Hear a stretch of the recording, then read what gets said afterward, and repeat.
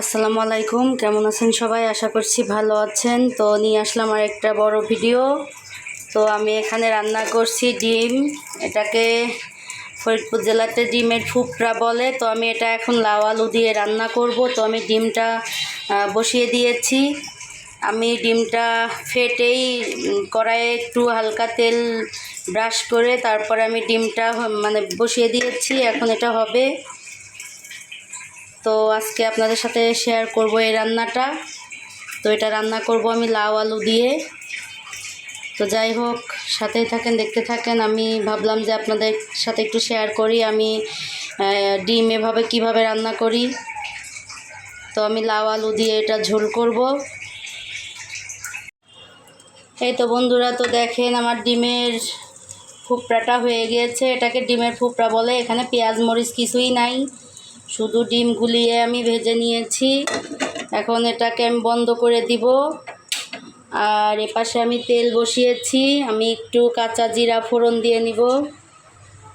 আর এই রান্নাটা অবশ্যই এভাবে করবেন, একটু কাঁচা জিরা ফোড়ন দিয়ে নেবেন।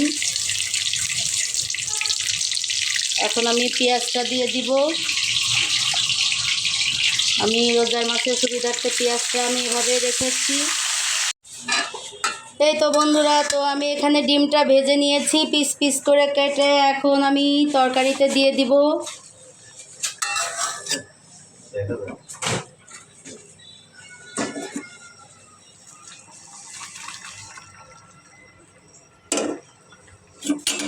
এই যে তরকারিতে দিয়ে দিলাম। এখন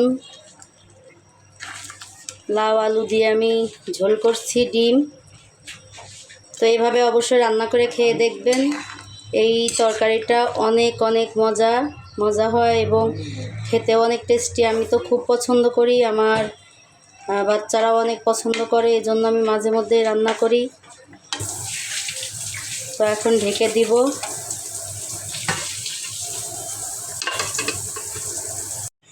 এই তো বন্ধুরা, তো দেখেন আমার তরকারির ফাইনাল লুক। তরকারিটা দেখতে কত সুন্দর হয়েছে। তো এভাবে অবশ্যই একবার হইলেও একটু রান্না করে খেয়ে দেখবেন।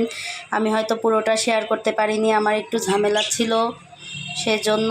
তো চেষ্টা করেছি যতটুকু পারি ততটুকু দেখানোর জন্য। আর মশলা তেমন কিছুই লাগে না, হলুদের গুঁড়া, মরিচের গুঁড়া, ধনে গুঁড়া, একটু জিরা গুঁড়া, আর অল্প হাফ চামিচের মতো একটু রসুন বাটা, 4 চামিচের হাফ চামিচ। তো এই আমি এটুক দিয়ে রান্না করেছি, কারণ লাউ তরকারিতে খুব বেশি মশলা দিলে সেই লাউয়ের তরকারিটা খেতে বেশি ভালো লাগে না। তো আমি এভাবেই রান্না করেছি। আপনারাও একটু এভাবে রান্না করে খেয়ে দেখবেন, অবশ্যই খেয়ে দেখবেন একবার হইলেও।